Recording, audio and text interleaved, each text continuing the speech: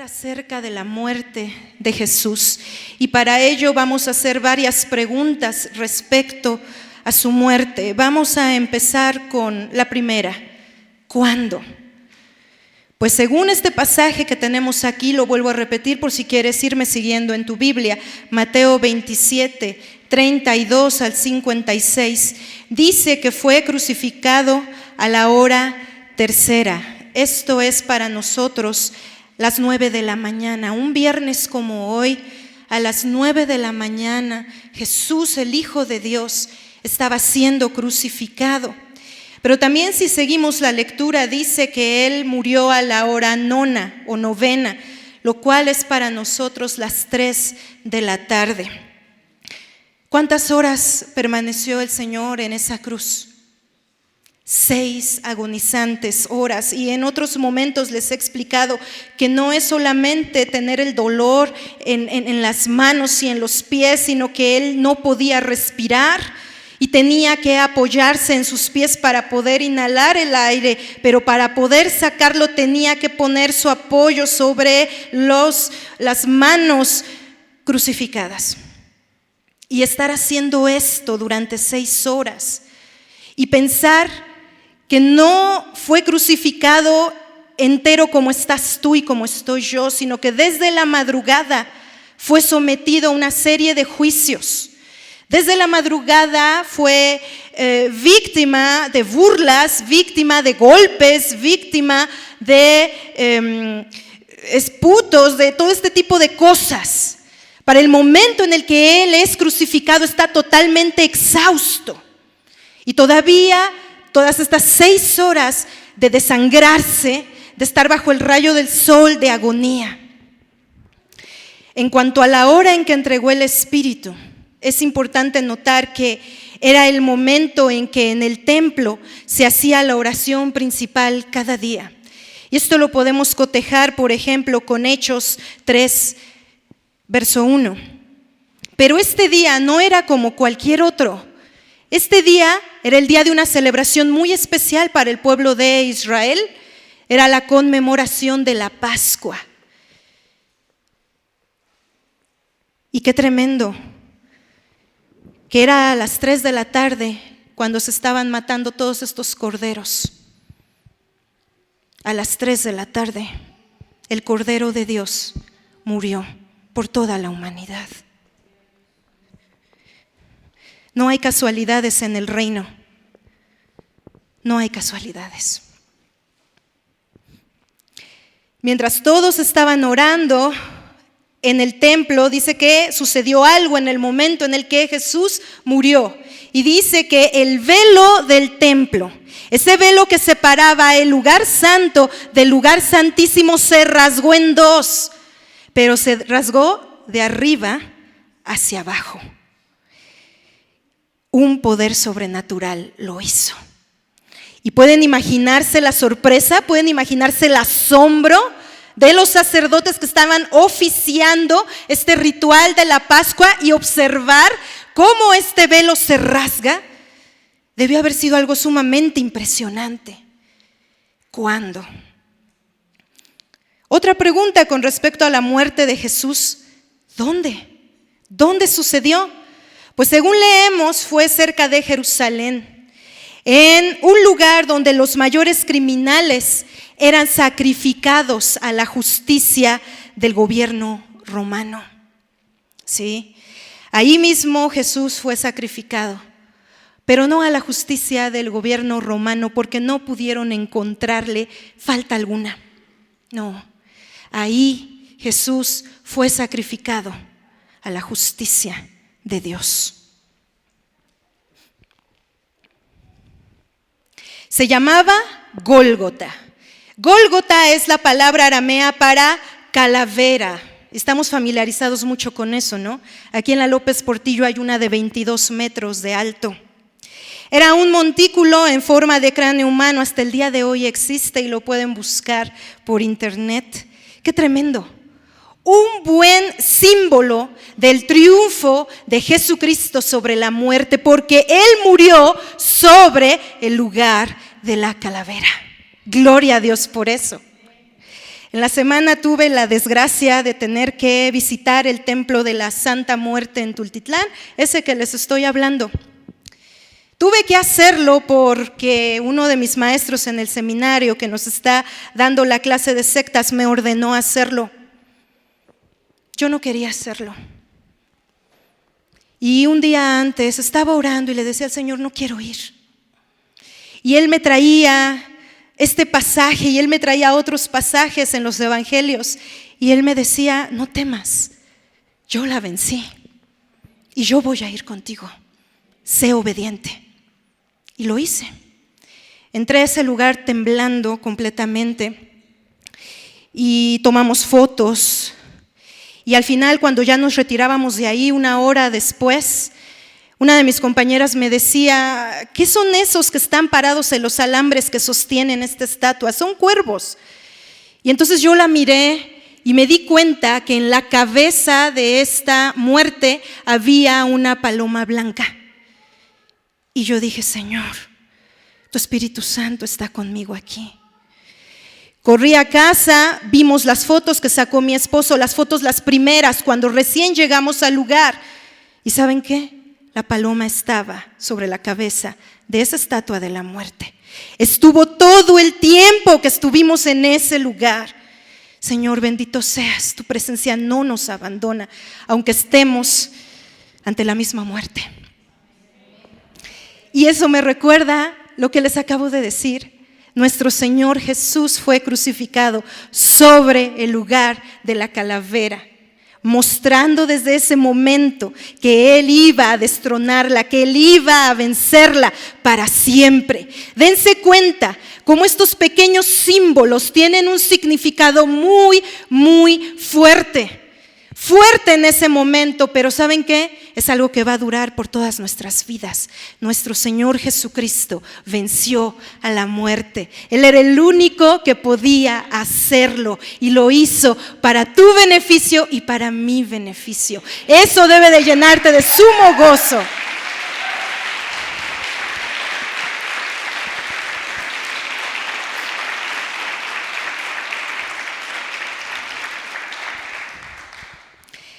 ¿Cómo?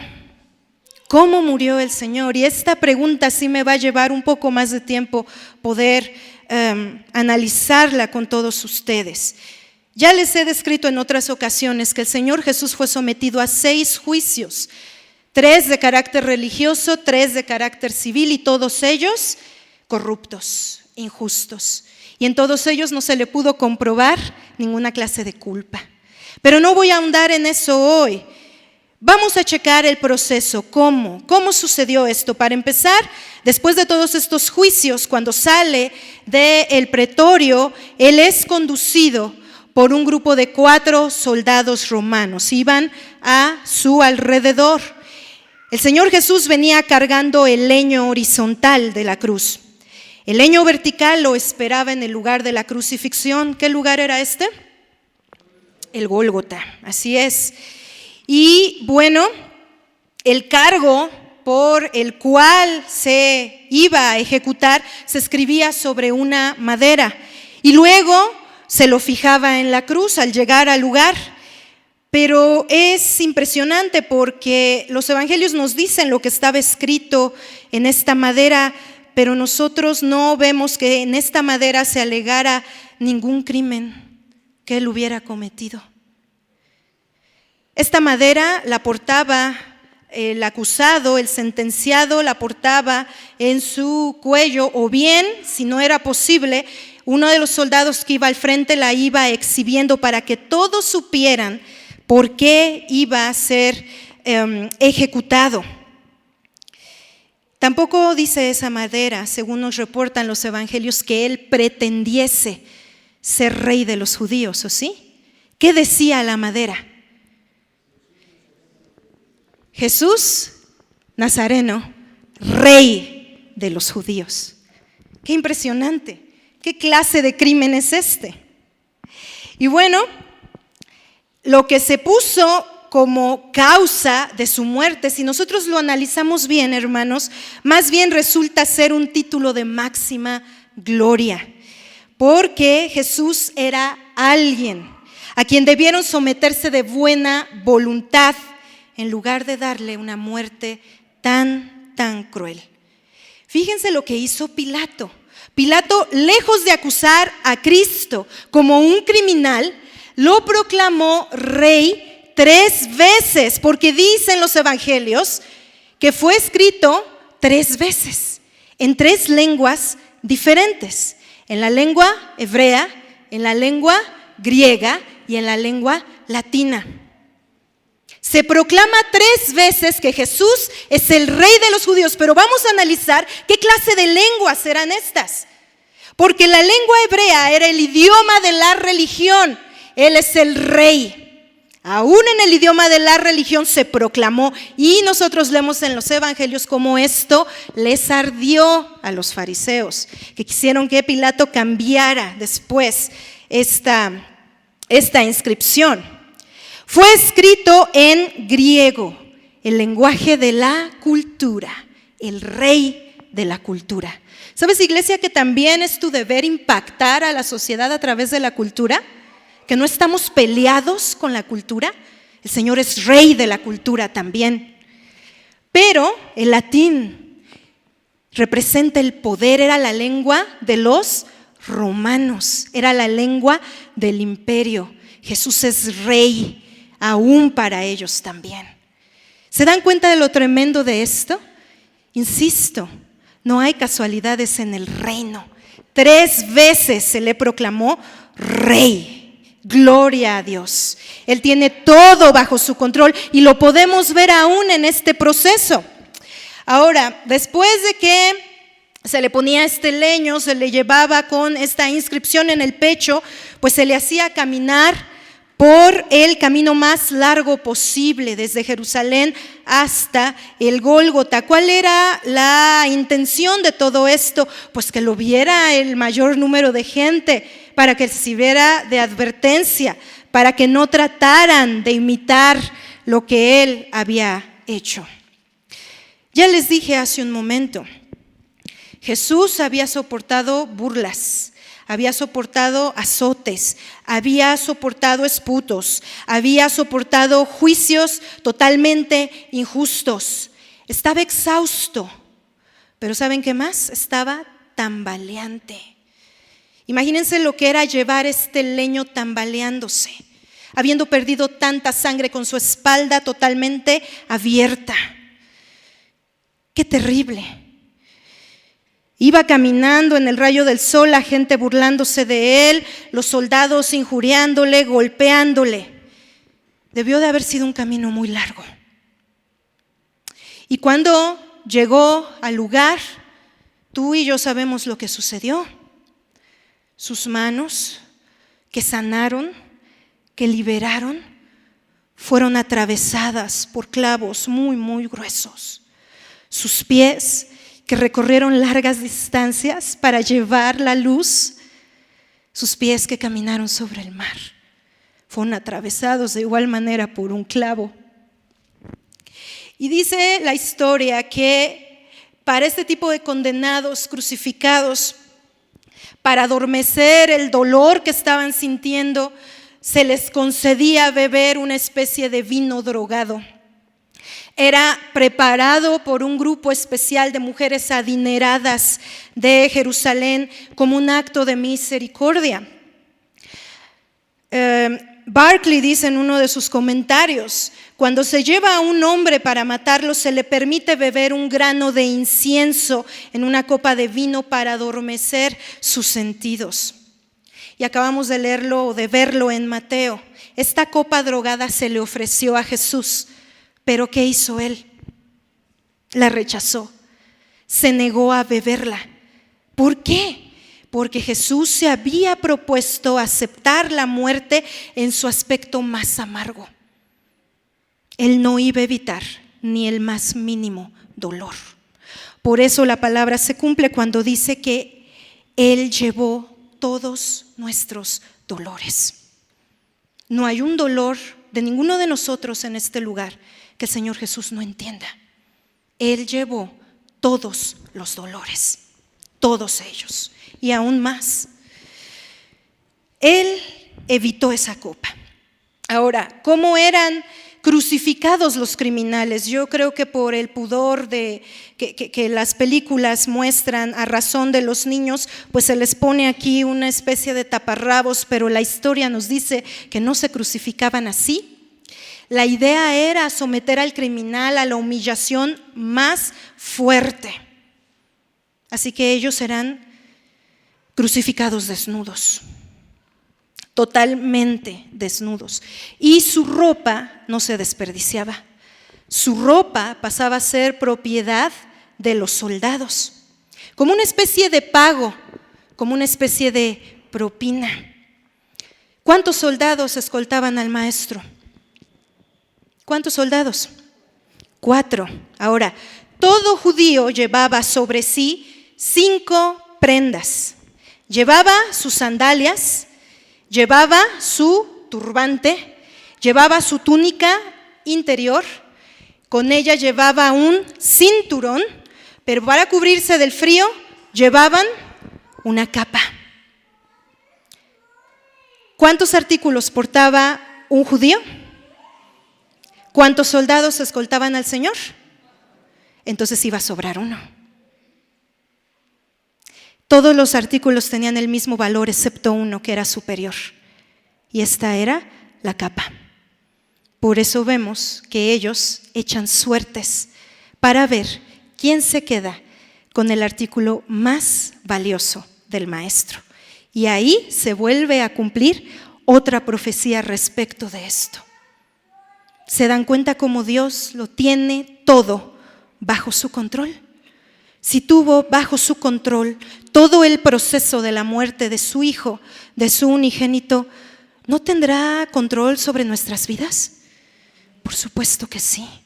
Este es un mensaje de esperanza para todos y cada uno de nosotros, ¿no lo creen? Aleluya, así es. Después de haber hecho esto, se sentaron a montar guardia hasta que llegara el fin. Me impresiona el comentario de William Barclay. Él dice, como si estuvieran esperando que algo o alguien o un poder sobrenatural se lo llevara. Tan supersticiosa la mente romana y tantas cosas que se decían del Señor Jesús también. Pero si seguimos el relato, dice que pues a ambos lados del Señor Jesús había un malhechor, había un ladrón. Estuvo con pecadores en el momento de su muerte. Y cómo me agrada esto que escribe Matthew Henry. Él dice, Jesús fue contado con los pecadores en su muerte, para que todos los que crean en Él sean contados entre los santos en la vida eterna. Él sufrió lo peor, lo más bajo, para que nosotros podamos disfrutar de lo más alto. ¿No glorificas a tu Señor por ello? Claro que sí, Él lo hizo para nosotros. Grandes cosas Cristo ha hecho para ti y para mí. Bendito sea su nombre. Pero es impresionante notar que el Señor Jesús estaba en medio. ¿Por qué no fue puesto en un costado o en el otro costado? Él fue puesto en medio de ellos. Seguramente viste las Olimpiadas, no me acuerdo si fue el año pasado. Cada vez que alguien ganaba, ¿cuál era su lugar? El primer lugar, ¿dónde se ubica? En el centro. ¿Y el segundo lugar de qué lado se ubica? De su lado derecho. ¿Y el tercer lugar? De su lado izquierdo. ¿Por qué fue colocado Jesús en medio de ellos? Porque era considerado el peor criminal. ¿El peor criminal? Él es el gran Salvador. Y en lo que a mí respecta, por eso estaba Él en medio, porque Él iba a salvar a la humanidad, el gran Salvador. Bendito sea el Señor. Ven cómo los pequeños detalles, a través de los pequeños detalles, el Padre nos está revelando grandes cosas de su Hijo y que son principios para nosotros también, para nuestra vida hoy. Más adelante Mateo dice que mientras el Señor estaba ahí colgado, pues la gente pasaba. Era un lugar muy concurrido. La gente pasaba y meneaban sus cabezas y incluso se burlaban de Él. Le hacían comentarios, hace un momento lo veíamos, aún un pequeño en esta escenificación le decía, baja de la cruz. Bien pudo haber sucedido así, iglesia. Qué impresionante. Pues la gente pasaba por ahí, le injuriaba, meneaba su cabeza y pues se centraron todas estas burlas alrededor básicamente de dos cosas. La primera eran las afirmaciones hechas por Jesús, como aquella en la que él decía que él iba a derribar ese templo y construirlo en 3 días. ¿Se acuerdan de esa afirmación? En los juicios a los que él fue sometido se tomó en cuenta muchas de las cosas que él mencionó durante su ministerio y se hacía burla de esas cosas. Pero también la burla se centró en su aparente, y repito, aparente impotencia en la cruz. Los judíos estaban acostumbrados a ver a Dios en el poder. ¿Cómo lo sacó él de Egipto? Con mano poderosa. Y supongo que por esa razón histórica, pues esperaban algo así en ese momento, ¿no? Y le decían, hazlo para que nosotros entonces creamos en ti. ¡Qué tremendo! Jesús viene y muestra a los hombres que Dios no solamente es poder, sino que Dios es amor. Amor sacrificial. Esto es hermoso. ¿Qué es lo que le decían? ¿Se acuerdan qué es lo que le gritaba a la gente? Si eres hijo de Dios, baja de esa cruz. Si eres hijo de Dios, ¿dónde hemos escuchado antes esta expresión? Hubo otro también que una vez se acercó al maestro y le dijo, si eres hijo de Dios, ordena que estas piedras se conviertan en panes. Fue Satanás, ¿dónde? En el desierto, después de su bautismo, cuando fue tentado. ¿Te das cuenta? Otra vez allí está en las voces de la gente. Si eres hijo de Dios, estás siendo tentado. Nuestro Señor Jesús estaba siendo tentado. Vamos a ver 2 cosas que los principales sacerdotes le echaron en cara. La primera es, tú no puedes salvarte a ti mismo. Jesús no quería salvarse, él quería morir para que la humanidad pudiera salvarse. Si no hay cruz, dice Henry, no hay Cristo y no hay corona. Punto. Así que todos aquellos que quieran reinar con Jesucristo han de estar dispuestos a sufrir con Él. El problema es que como raza humana detestamos sufrir, ¿verdad? Hermano, hermana, si estás sufriendo, gloríate en ello y dale gracias a Dios, porque las marcas de Cristo están siendo puestas en ti. Bendito sea el Señor. Aunque le retaban a bajar de la cruz, baja de allí, creeremos. Su amor tan grande, su amor inmutable por nosotros, hacía que Él permaneciera allí. ¿Tú crees que Él no podía hacerlo, bajar? Por supuesto que sí. Sin embargo, su amor tan grande por la humanidad le mantenía allí y le fortalecía para vencer esa tremenda tentación a la que estaba siendo sometido. Si bajas, creeremos en ti. Si bajas, creeremos en ti. ¿Ustedes creen eso? Si Él hubiera bajado, la gente se hubiera arrepentido, la gente hubiera caído de rodillas a decirle, verdaderamente eres el Hijo de Dios. Claro que no. Esto nos manifiesta lo engañoso que es el corazón humano. ¿No lo dice así Proverbios? Y una cosa muy importante. El encuentro con Dios solo puede realizarse en los términos que Él escoja, no en los que yo escoja o los que tú escojas. En sus términos, porque Él es superior, Él es Dios. Otra cosa que los principales sacerdotes le echaban en cara, su padre no le ama, su padre no quiere salvarle. ¿Por qué decían esto los principales sacerdotes? Querían que todos los que estaban allí, observando esta imagen, creyeran que Él era un impostor, que eso de hijo de Dios era mentira. Eso era una cosa, pero la otra cosa era pues lograr un propósito satánico en él, que Jesús se desanimara, que Jesús desconfiara del Padre. Porque recuerda, Él es 100% Dios, pero también era 100% hombre. Y los hombres se desaniman. Los ladrones a sus costados también le injuriaban, nos dice Mateo. Qué terrible, ¿no? Porque estos cuates también estaban en un sufrimiento tremendo y con todo y todo le injuriaban. Eran los que menos uno podría pensar que pudieran burlarse de él, que pudieran decirle de cosas.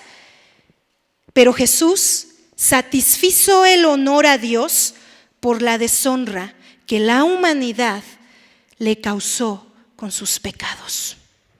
Me gustó esa frase. Jesús satisfizo el honor a Dios por la deshonra que la humanidad le causó con sus pecados. Él lo hizo. Nadie más podía hacerlo. Él sufrió todas esas burlas. Él fue hecho pecado y maldición por la raza humana completa de todas las eras. Y luego de las burlas, porque esto no fue lo peor que él sufrió. Ya te dije todo el proceso que llevó, desde la madrugada, que lo aprenden, este momento en el que es llevado en una procesión hasta el Calvario, hasta el Gólgota, pero eso no fue lo peor que él sufrió. ¿Cómo es posible? ¿Puede haber algo peor? Sí. El peor tormento que él sufrió sucedió entonces. Él sufrió el abandono de su Padre. Y tú has de recordar, en todos los evangelios se nos habla de lo mismo. Él todo el tiempo manifestaba: yo dependo de mi Padre.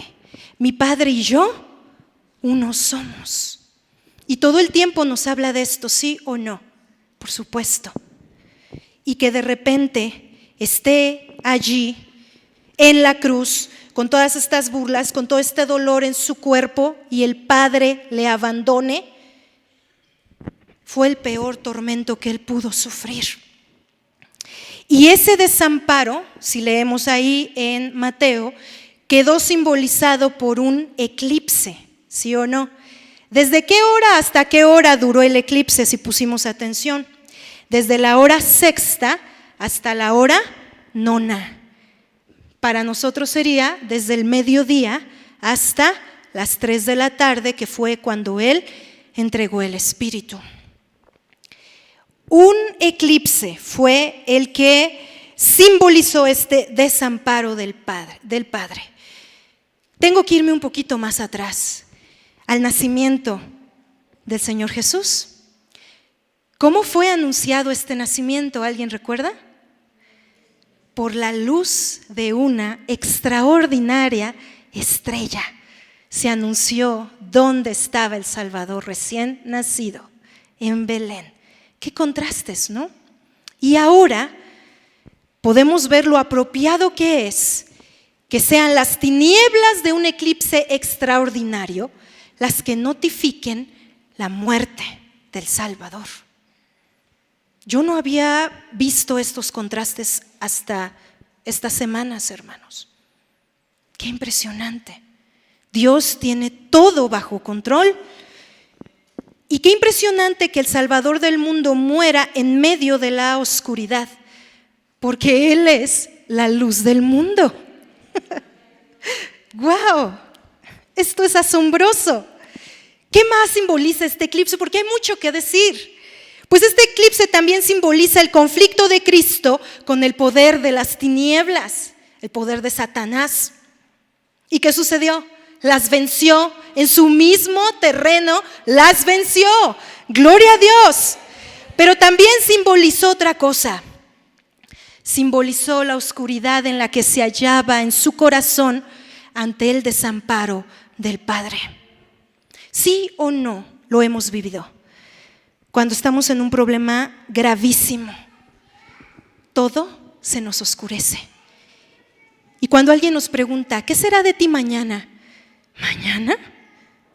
No veo nada para el día de mañana. Jesús experimentó eso, hermanos, pero multiplicado por 1,000,000. Experimentó eso, el desamparo del Padre, esa oscuridad. ¿Qué es lo que Él grita? Dios mío, ¿por qué me has desamparado?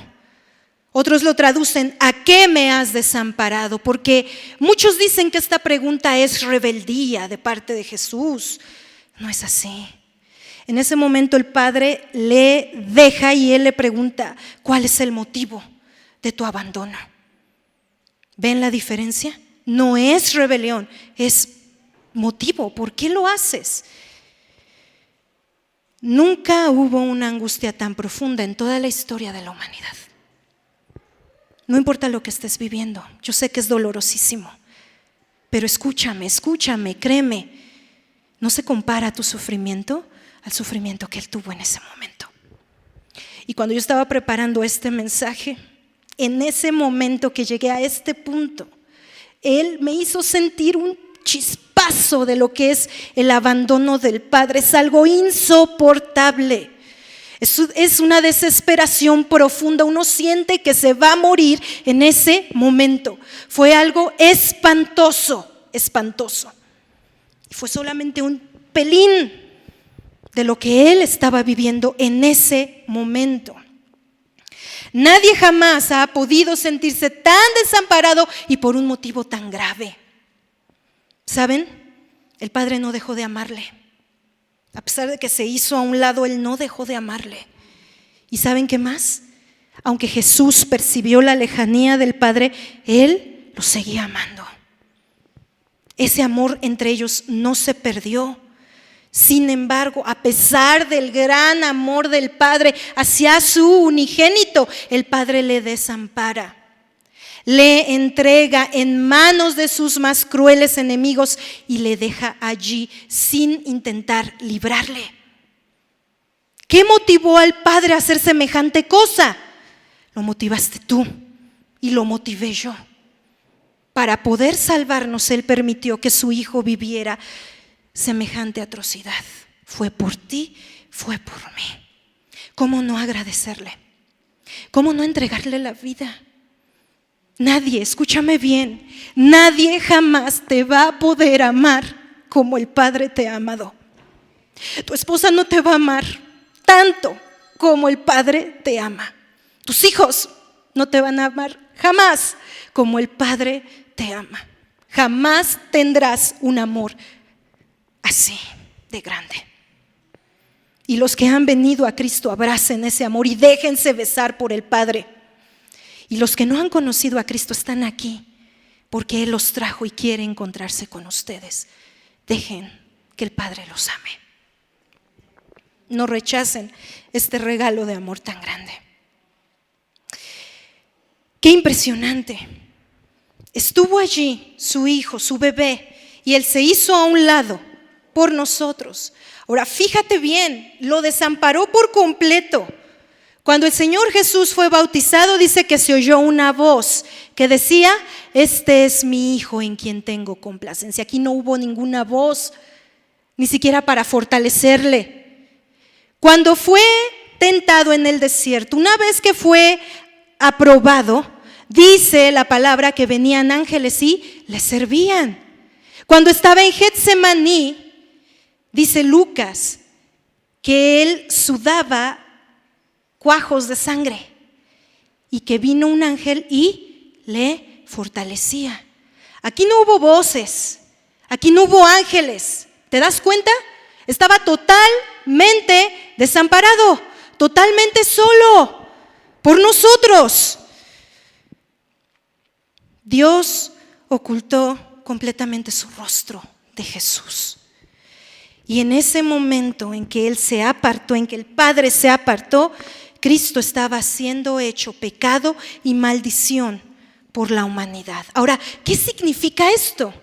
Porque no creo que le estemos dando al punto de lo que significa esta expresión. Ser hecho pecado y maldición por la humanidad significa que Jesús no solamente fue víctima del pecado en su cuerpo, en su alma, No, sino que Él pagó la pena por el pecado sin culpa personal, porque la Biblia dice que Él no pecó, que fue tentado en todo, absolutamente en todo. Yo creo que hasta tentaciones sexuales tuvo también, claro que sí, pero no pecó.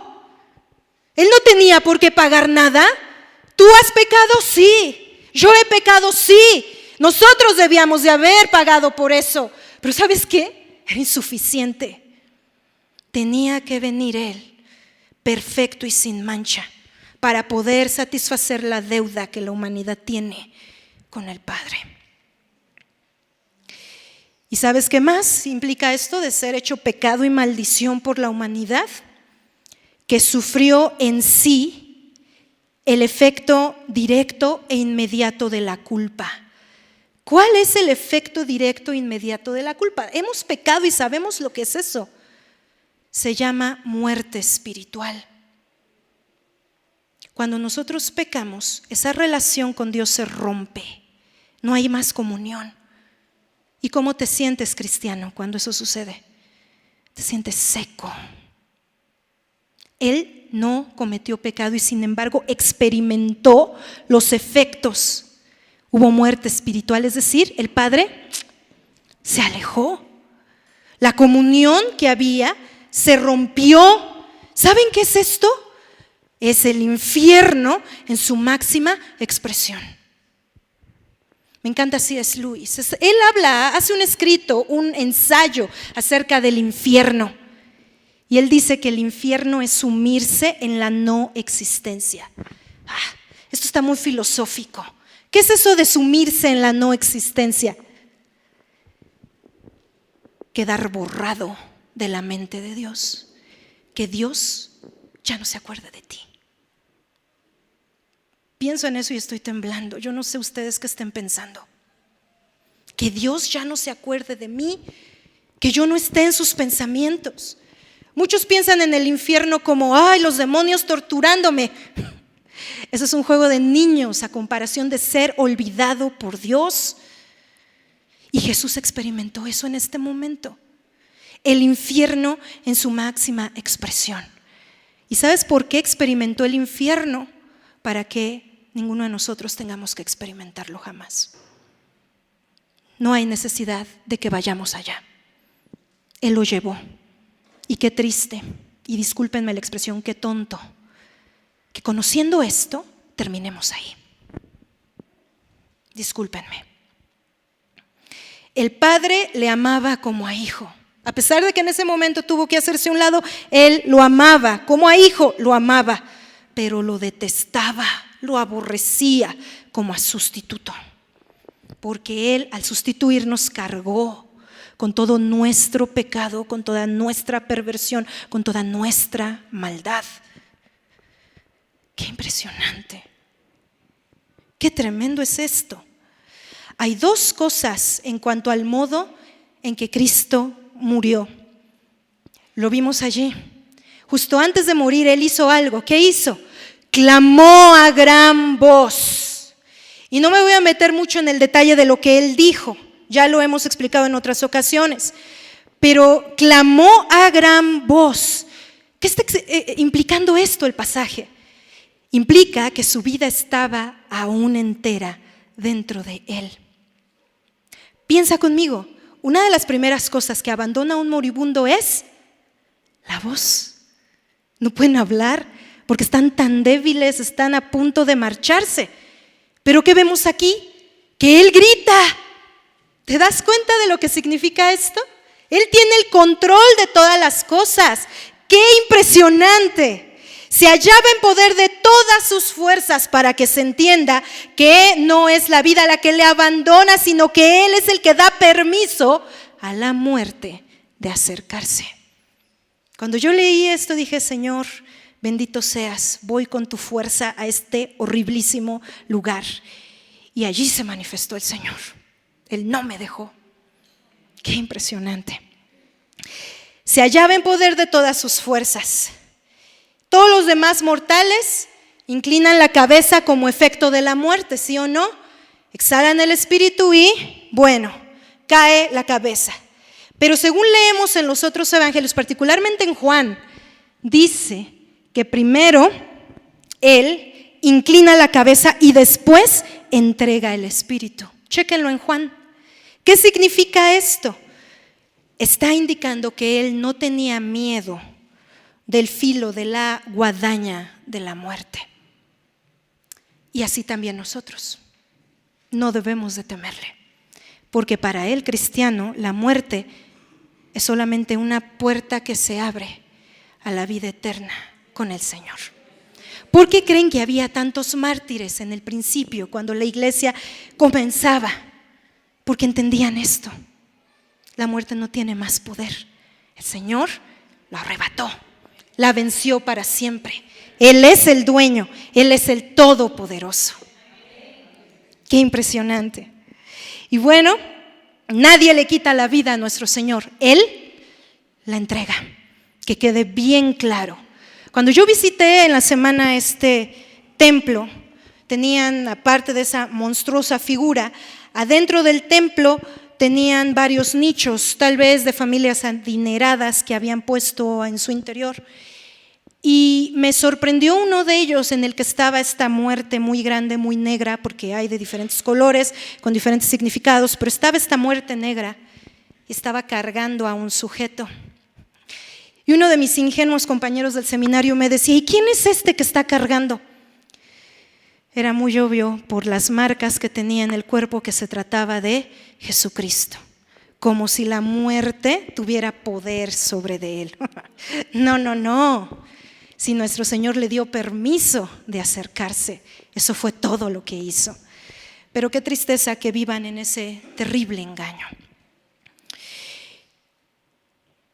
Y otra cosa que podemos notar en cuanto al modo en que Cristo murió es que su grito al expirar fue como una trompeta que está llamando a la retirada a todos los demás sacrificios. Él entrega su espíritu, su alma se separa del cuerpo, porque hay sectas que dicen que no sucedió así. No, su alma se separa del cuerpo. Toda su sangre es derramada, toda, hasta la última gota, porque era necesario así para hacer expiación por los pecados del mundo. De tal manera que ya no es necesario seguir sacrificando corderos. Él es el Cordero de Dios que quita el pecado del mundo. Y para terminar, la última pregunta: ¿el qué? ¿Qué milagros? Porque durante su ministerio, durante su vida, Él realizó multitud de milagros. ¿No nos dice incluso el Evangelio de Juan al final que si se escribieran todas y cada una de las cosas que Él realizó, no cabrían los libros en el mundo? ¿No lo dice así? Él hizo muchas cosas y era de esperarse que si en su vida hizo tantas cosas, en su muerte también sucedieran milagros. Y así fue. Vamos a hablar de ellos. El primero ya lo abordábamos al principio, es el velo. Se rompió de arriba a abajo. Ese es un detalle que tiene que quedar muy bien marcado. Que el velo se rasgara implica varias cosas. En primer lugar, que la muerte debe ser considerada la separación del alma y del cuerpo.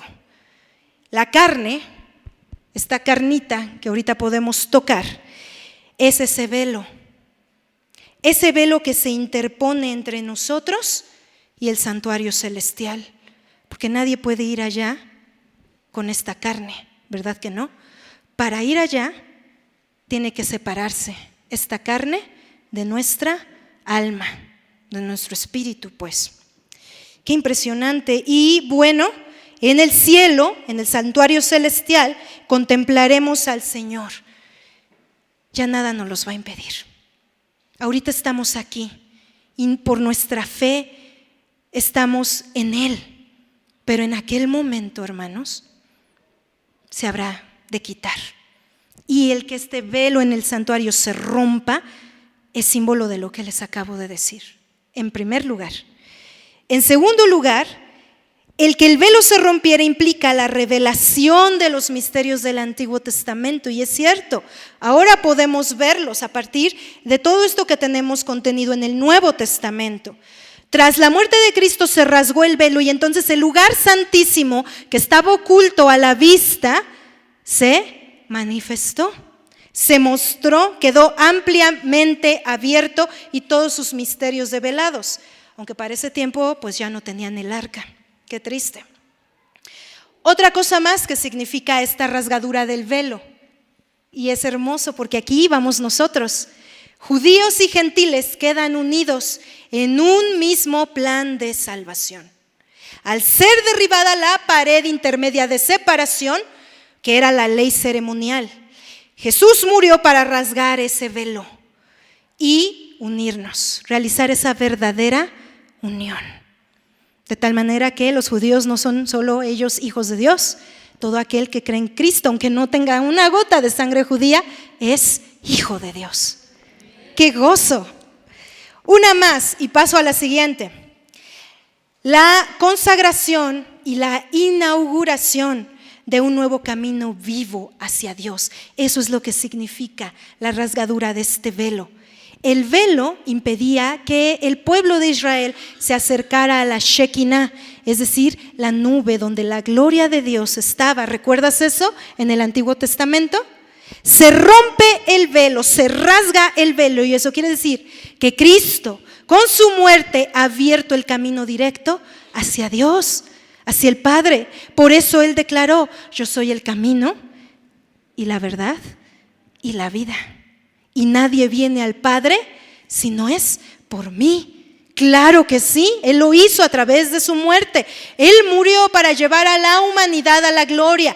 Tuvo que rasgar el velo de la culpa humana y de la ira divina, porque eso era lo que hacía obstáculo para que Dios y el hombre pudieran relacionarse otra vez. Qué maravilloso este milagro. Fíjate el significado, son diversos, pero hubo otro milagro más, y nos habla de un terremoto. Los que vivieron lo que pasó en 85 en la Ciudad de México van a entender bastante lo que esto significa, porque no fue un temblorcito de esos que mueven las lámparas, fue un terremoto, es decir, se partieron los edificios, hubo catástrofes en la ciudad. Este terremoto significa varias cosas. En primer lugar, fíjense bien, la tierra dando testimonio de la inocencia de Cristo y de la perversidad de sus acusadores. La tierra misma clamó. Esto me asombró mucho. Y una más, que hubiera este terremoto significa que Cristo dio un golpe mortal al reino de Satanás. Y me encanta cómo Gibson plantea esto en su película, porque viene el terremoto y podemos ver a Satanás arrancándose los pelos, desgarrándose las vestiduras, ¿sí o no? ¿Se acuerdan de esa escena en La Pasión? Está que se lo lleva el tren, no supo lo que hizo hasta ese momento. ¡Qué maravilla! Dice también que por el mismo efecto del terremoto, las rocas se partieron. ¿Y qué son las rocas?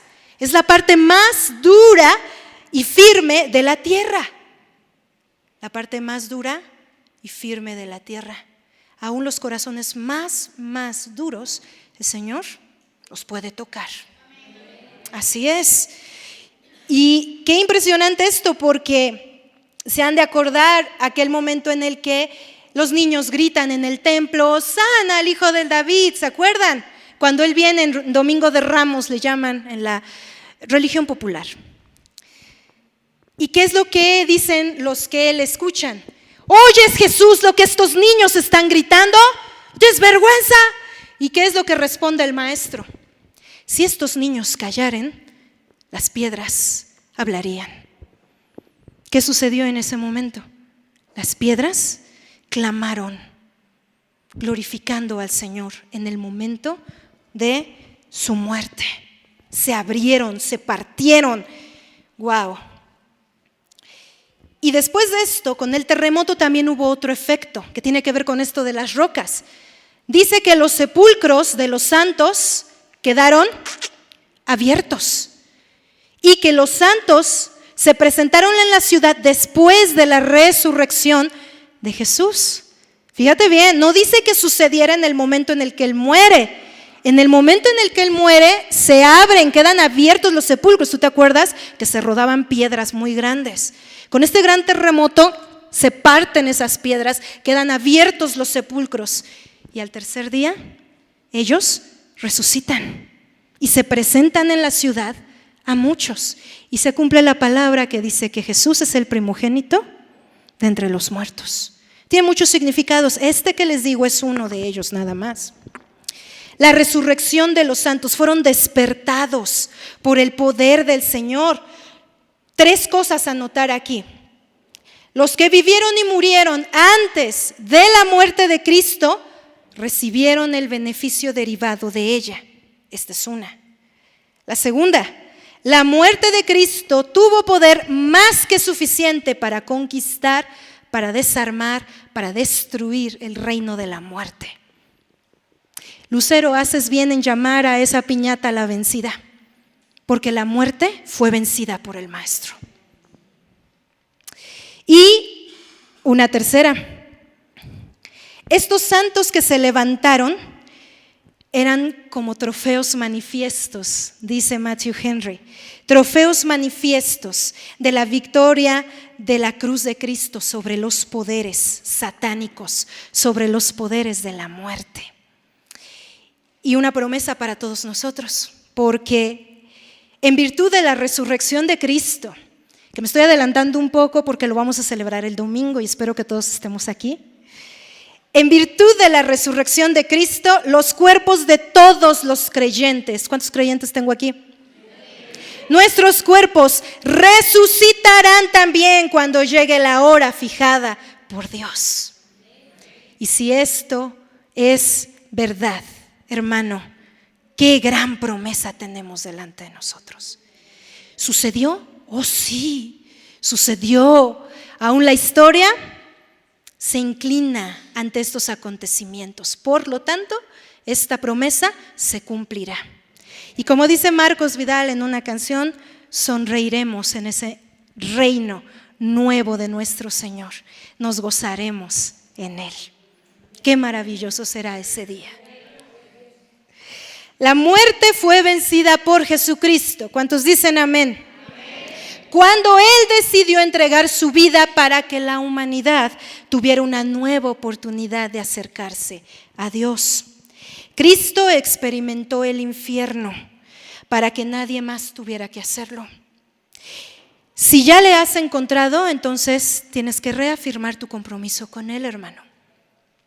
Y si es la primera vez que tú escuchas de Él, si es la primera vez que tú le encuentras, entonces recibe la vida eterna creyendo en Él y aplicando el gran sacrificio que Él hizo a tu vida, porque mañana puede ser demasiado tarde. Pongámonos de pie entonces.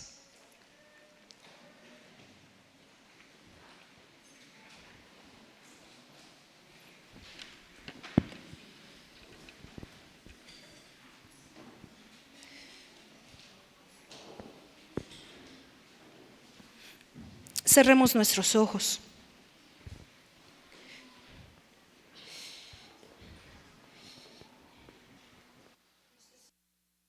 Hermanos, en la sangre del Maestro, les invito de manera muy encarecida que empiecen a orar dando gracias al Señor por esto que Él hizo. Glorifiquen al Padre, exáltenle porque nos dio su corazón. Y no fue cualquier cosa la que Él hizo. No fue cualquier sufrimiento el que Él tuvo en ese momento. Y yo creo que el Padre también sufrió al tener que abandonarle por nuestro pecado.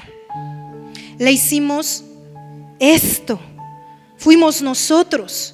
No fue el romano, no fue el judío, fuiste tú y fui yo. Nosotros le hicimos esto. Fue por nuestra culpa que esa relación tan hermosa, tan perfecta, tan profunda entre el Padre y el Hijo se tuvo que cortar. Fue por ti, por mí. ¿Entiendes lo que eso significa?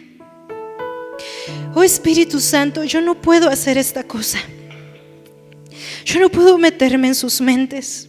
Yo no puedo. Pero tú sí puedes. Espíritu, ven.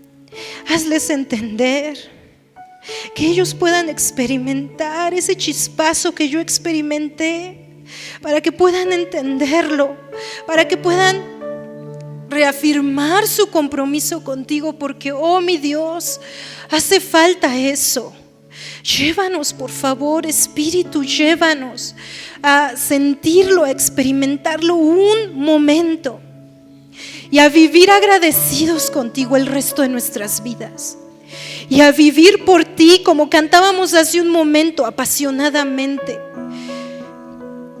a decidir servirte, seguirte todos los días, a no fallarte ya, a no dejarnos vencer por nuestra terrible carne. Oh mi Señor, tú pagaste el precio, y yo voy a adquirir, yo voy a abrazar el beneficio de lo que tú hiciste. En cuanto a mi Maestro, esto no va a ser en vano. Esto que hiciste no es en vano.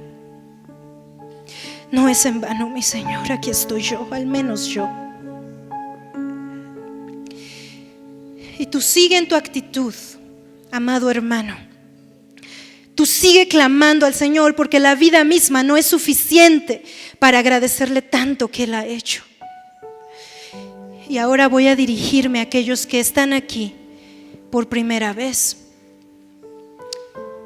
que has visto muchas películas acerca de esto, que en la tarde viste la representación de Iztapalapa en las noticias. Tú sabes lo que es esto. No te es extraño, pero es la primera vez que te habían explicado de qué se trató. Es la primera vez que entendiste lo que sucedió a nivel espiritual. Créeme, amigo, te lo he mostrado hace un momento con la propia vida del Maestro.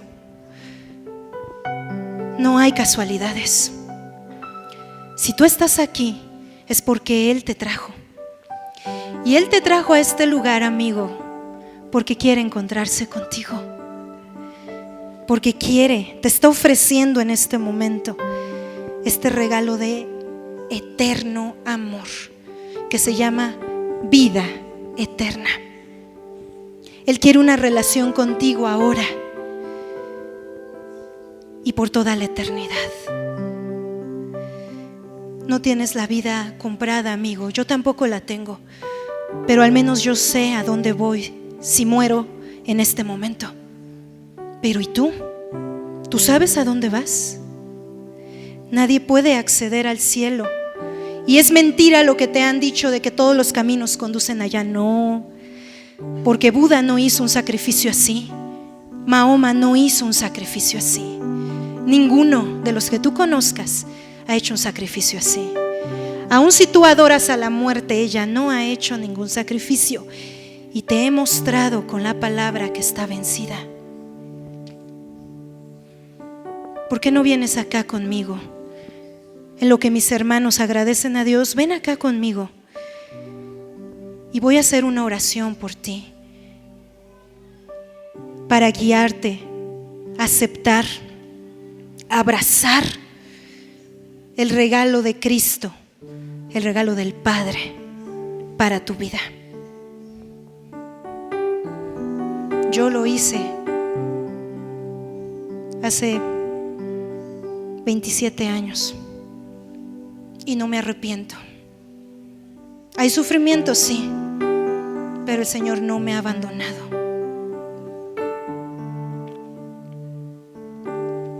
Y si tú vienes a Él, su presencia te acompañará toda tu vida. Nunca más estarás solo. Nunca más. Te invito una vez más a que pases acá al frente, porque así como es un regalo de gracia, es valiosísimo. Es valiosísimo.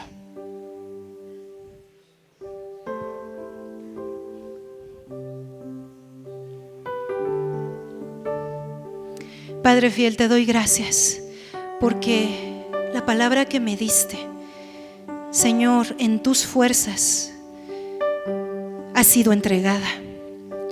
Señor, que no regrese a ti vacía, que cumpla el propósito por el cual tú la envías.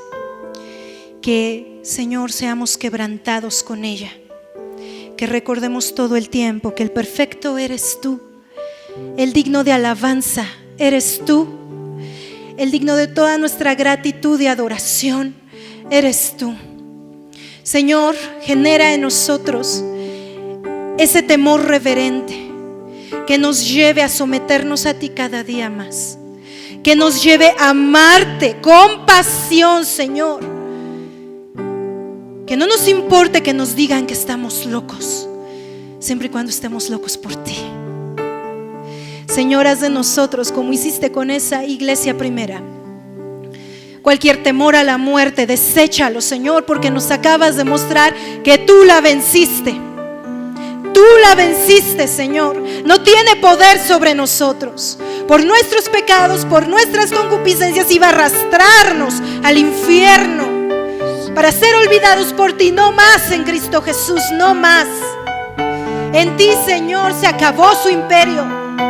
Y es solamente una puerta que nos lleva hacia ti. Una puerta, Señor, que tú usarás en algún momento para que podamos contemplar tu rostro, para que podamos, Señor, llegar al santuario celestial, a tu presencia dulcísima. Señor, por favor, no permitas que el enemigo siga amedrentando nuestros corazones cuando nos enfermamos o cuando un amado se enferma. No, mi Señor. Ciertamente cuando enfrentamos el deceso de alguien que queremos nos duele, porque le vamos a extrañar, pero tenemos el dulce consuelo que nos vamos a reencontrar, porque tú le guardas en tu seno allá en la eternidad.